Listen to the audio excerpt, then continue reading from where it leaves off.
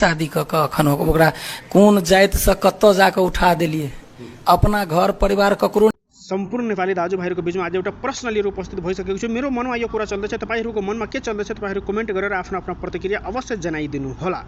कलकतिया वाली भौजी उर्फ अविनाश झाके धर्मपत्नी अंशा सदाय बहिनी आफ्नै घरमा मृत अवस्थामा फेला पर्छिन् र अविनाश झाका जुन कुरा अब ने हत्या जे कहबै हत्या क देल गेलै तकरा त बिल्कुल नै अपने से विश्वास करै जाओ।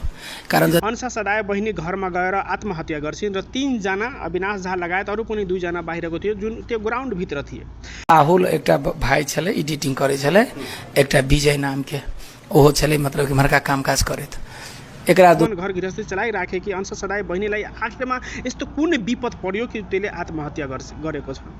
र म एउटा कुराले अरू पनि भन्न चाहन्छु, अविनाश झाज्यू भनिराख्नु भएको छ कि उसको मानसिक सन्तुलन देखि नै वो दौड़ा पड़ै छले दिमाग में, वही दौड़ा सबके लक भेल छै अब हैन कुन ठाउँबाट उहाँको उपचार हुँदै थियो।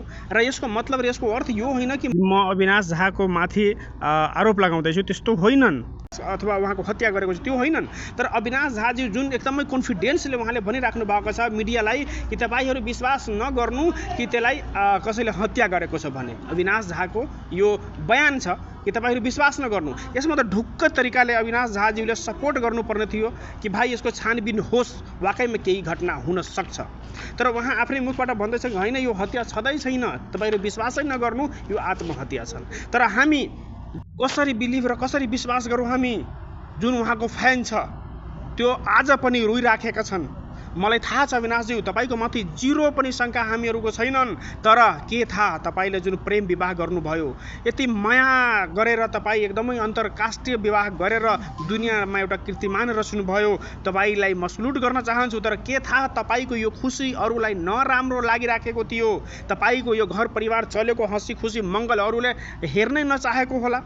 तपाईँलाई अविनाश झाज्यू यो दुःख र यो पीडाको समयमा प्रशासनलाई सक्दो सहयोग गर्नुहोस् र सत्य तथ्यको पत्ता लगाउनुहोस्, किनकि हामी आम नागरिक पनि तपाईँहरूको फ्यान, म पनि तपाईँको फ्यान छु। तपाईँहरूको फ्यान एकदमै निराश भइसकेका छन् र उनीहरूलाई सत्य तथ्य जानकारी हुनै पर्ने हो। सकेसम्म तपाईँ प्रशासनलाई सहयोग गर्नुहोस्, यसरी ढुक्क तरिकाले नभन्नुहोस् कि उहाँले आत्महत्या गरेको हो भनेर। त्यो कुनै एङ्गलदेखि पुष्टि हुने कार्य छैन। जबसम्म जाँच हुँदैन, राम्रो तरिकाले जाँच पडताल हुँदैन, तबसम्म कुनै गुन्जाइस छैन।